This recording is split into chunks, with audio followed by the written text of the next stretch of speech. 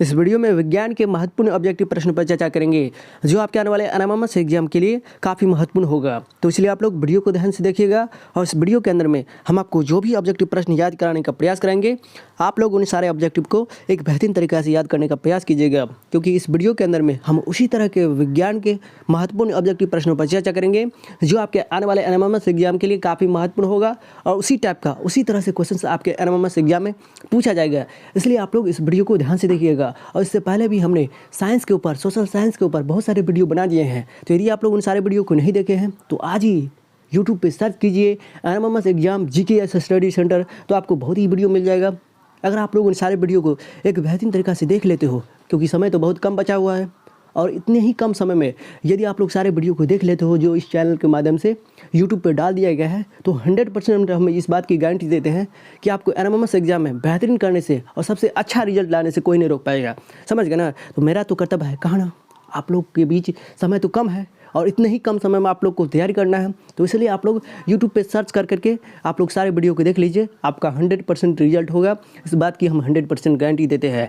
तो चलिए दोस्तों, अब हम लोग शुरुआत करते हैं पहले प्रश्न से। यहाँ देखिए पहला प्रश्न कहता है कि निम्न में कौन धातु नहीं है। यहाँ पे धातु नहीं है, इसको पहचानना है। तो यहाँ देखिए पहला नंबर ऑप्शन है सोडियम है, इसके बाद देखिए ऑक्सीजन है, सी में देखिए पोटेशियम है, डी में देखिए कैल्शियम है। तो सोडियम, पोटेशियम, कैल्शियम ये सब धातु है, लेकिन यहाँ पे ऑक्सीजन हो गया, सल्फर हो गया, नाइट्रोजन हो गया, हाइड्रोजन हो गया, ये सब क्या है? ये सब गैस है। और जितने भी गैस होते हैं वह मुख्य रूप से अधातु होते हैं।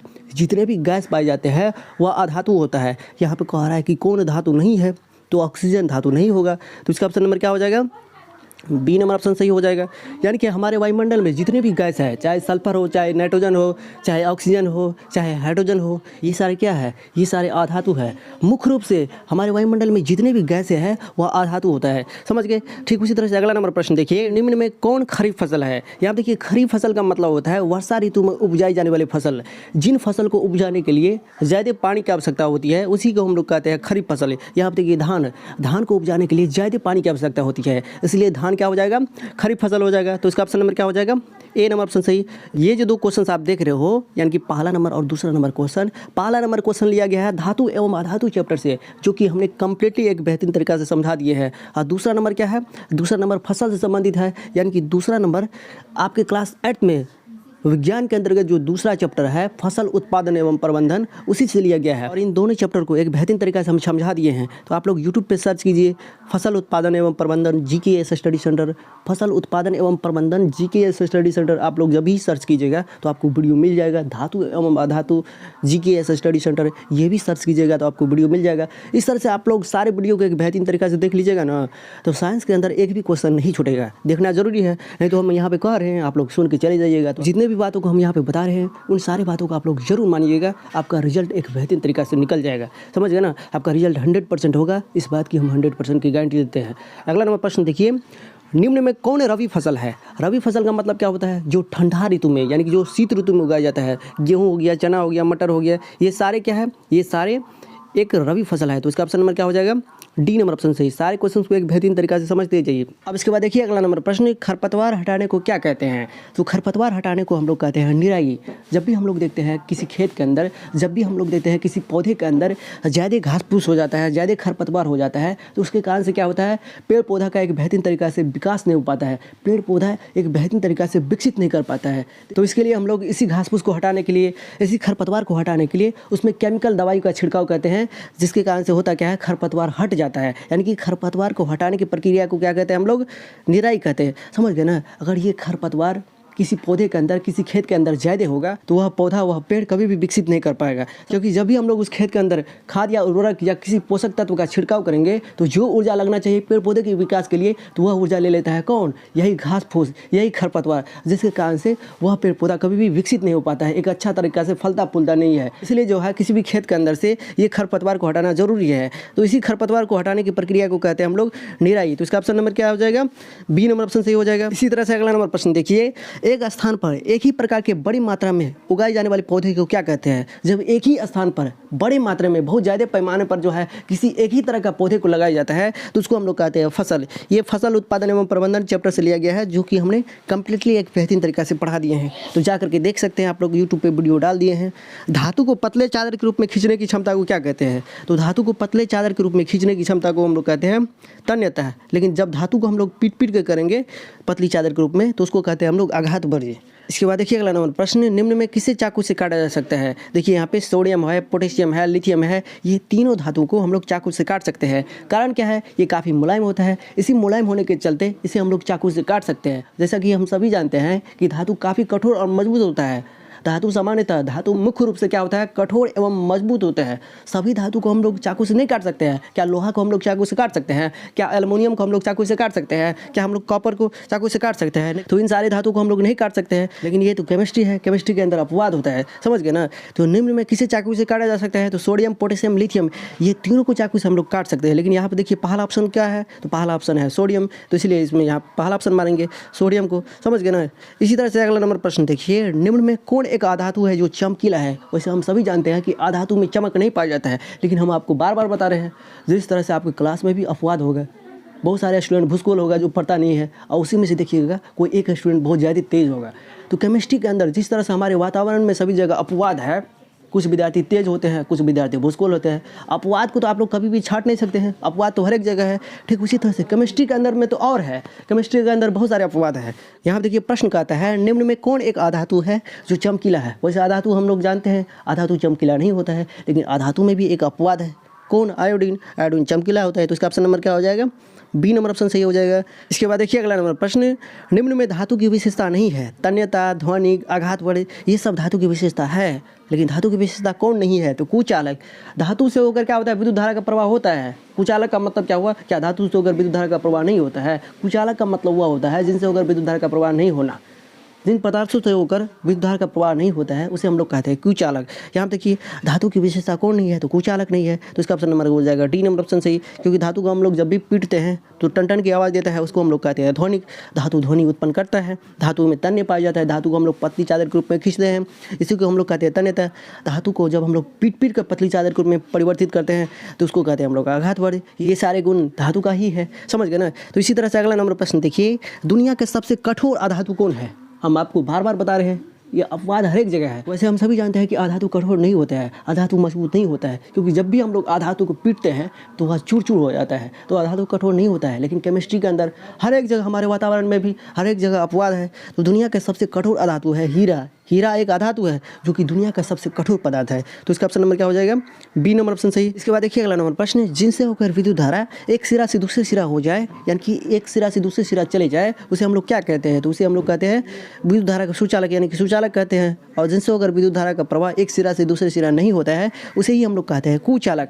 निम्न में कौन विद्युत का सुचालक है? यहाँ देखिए प्लास्टिक, पॉलीथीन, इसके बाद देखिए यहाँ पे जल, ये तीनों ऑप्शन में आपको पहचानना है कि कौन विद्युत का सुचालक है, किससे होकर विद्युत धारा का प्रवाह होना संभव है, किससे होकर विद्युत धारा का प्रवाह हो जाएगा। यहाँ देखिए प्लास्टिक, पॉलीथीन, ये सारे से होकर विद्युत धारा का प्रवाह नहीं होगा, इसको हम लोग कहेंगे विद्युत का कुचालक। लेकिन जल से होकर विद्युत धारा का प्रवाह होता है। आप लोग प्रैक्टिकल नहीं कीजिएगा, जब प्रैक्टिकल कीजिएगा तो आप ही ऊपर चले जाइएगा, समझ गए ना? प्रैक्टिकल नहीं करना है, बस यहाँ पे समझना है आप लोग को।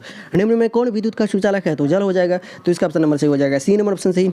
इसी के साथ अगला नंबर प्रश्न देखिए, अम्ल धातु से अभिक्रिया करके कौन सा गैस उत्पन्न करता है? तो हम सभी जानते हैं कि अम्ल धातु से अभिक्रिया करके हाइड्रोजन गैस देता है, तो उसका ऑप्शन नंबर हो जाएगा पहला नंबर ऑप्शन सही, समझ गए ना? इसी के साथ अगला नंबर प्रश्न देखिए, निम्न में सबसे अधिक सक्रिय धातु है? यहाँ देखिए हाइड्रोजन है कि ऑक्सीजन है कि पोटेशियम है? तो यहाँ देखिए सबसे अधिक सक्रिय धातु है पोटेशियम।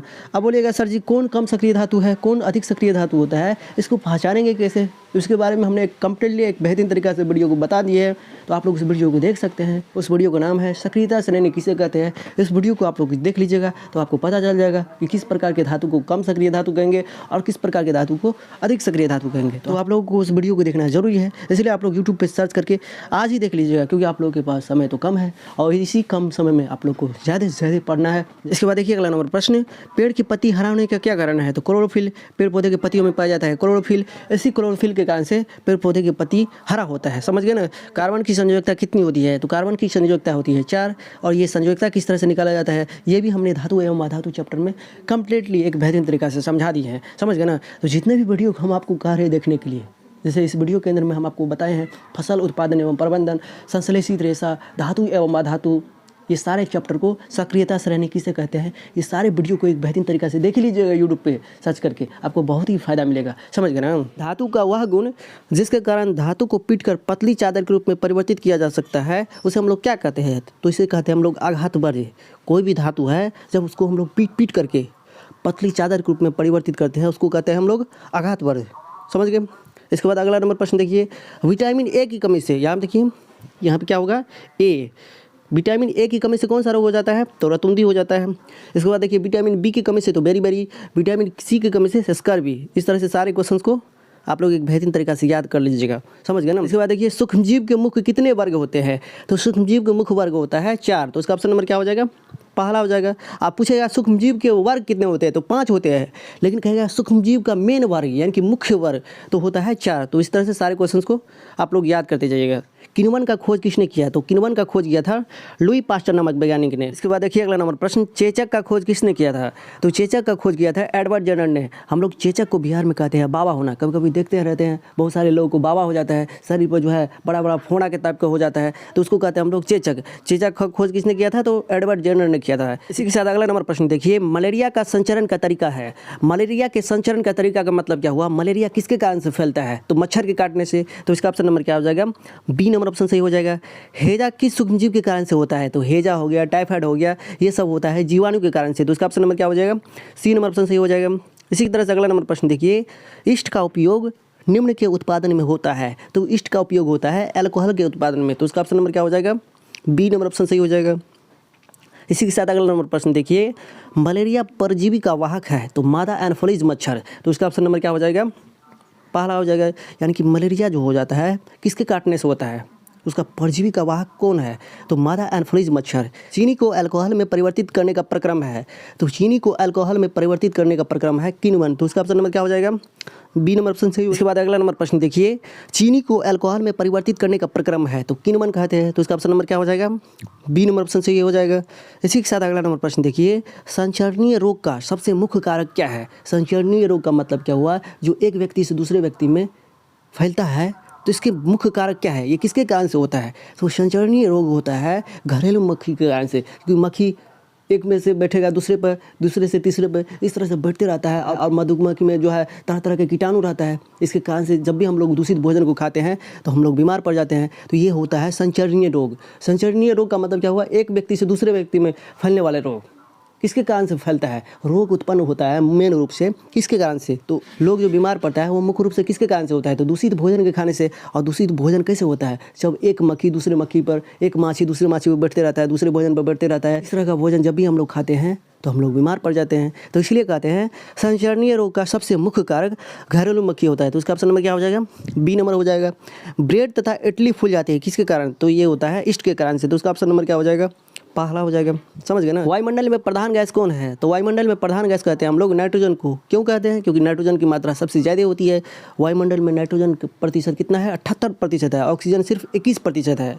प्रधान का मतलब क्या हुआ? जो सबसे ज़्यादा पाया जाता है। देखिए कोई भी चीज़ के बारे में पूछा जाएगा कि प्रधान का मतलब क्या होता है? प्रधान का मतलब सबसे मेन, सबसे ज़्यादा। तो यहाँ देखिए वायुमंडल में प्रधान गैस सबसे ज़्यादा वायुमंडल में कौन पाया जाता है? तो नाइट्रोजन पाया जाता है। इसलिए हम लोग कहते हैं नाइट्रोजन को वायुमंडल में प्रधान गैस। गेहूँ की रस्ट रोग किस सूक्ष्मजीव के कारण से होता है? तो गेहूं में रस्ट रोग कवक के कारण से होता है। इसी के साथ अगला नंबर प्रश्न देखिए, नींबू का केकर रोग किस सूक्ष्मजीव के कारण से होता है? तो जीवाणु के कारण से होता है। तो इसका ऑप्शन नंबर क्या हो जाएगा? ए नंबर ऑप्शन सही। तो इस तरह से इस वीडियो के अंदर में हमने आपको जो भी साइंस के महत्वपूर्ण ऑब्जेक्टिव प्रश्न याद कराने का प्रयास किए हैं। आशा करते हैं यदि आप लोग इस वीडियो को शुरू से लेकर अंतिम तक देखे होंगे तो आपको एक बेहतरीन तरीका से याद हो गया होगा। समझ गए ना। इससे पहले भी हमने साइंस के एक बेहतरीन तरीका से साइंस के संपूर्ण सिलेबस को, ये सारे क्वेश्चन को चैप्टर बाय चैप्टर हमने एक बेहतरीन तरीका से आपको समझा दिए हैं। धातु एवं अधातु चैप्टर, फसल उत्पादन एवं प्रबंधन, संश्लेषित रेशा, यदि आप लोग चाहते हो कि विज्ञान के अंदर एक भी प्रश्न नहीं छोड़े, विज्ञान में बेहतरीन से बेहतरीन अंक लाए, तो आप लोगों से एक गुजारिश है, इस चैनल के माध्यम से हमने जितने भी वीडियो बना दिए हैं उन सारे वीडियो को देख सकते हैं। आपको विज्ञान में किसी भी प्रकार का दिक्कत नहीं होगा। हम तो कहते हैं विज्ञान में ही क्यों, सोशल साइंस में भी आपको क्वेश्चन नहीं छूटेगा, मैथ में भी क्वेश्चन नहीं छूटेगा। विज्ञान को ही सिर्फ क्यों महत्व देंगे, सारे सब्जेक्ट का महत्व देना पड़ेगा। वहाँ पे तो सोशल साइंस से भी क्वेश्चन पूछा जाता है, सिविक्स, हिस्ट्री और ज्योग्राफी से। तो इन सारे सब्जेक्ट के ऊपर हमने एक बेहतरीन तरीक़ा से आपको वीडियो के अंदर में हमने सारे क्वेश्चंस को समझा दिए हैं। समझ गए ना? तो जाकर के देख सकते हैं, प्लेलिस्ट में वीडियो पड़ा हुआ है।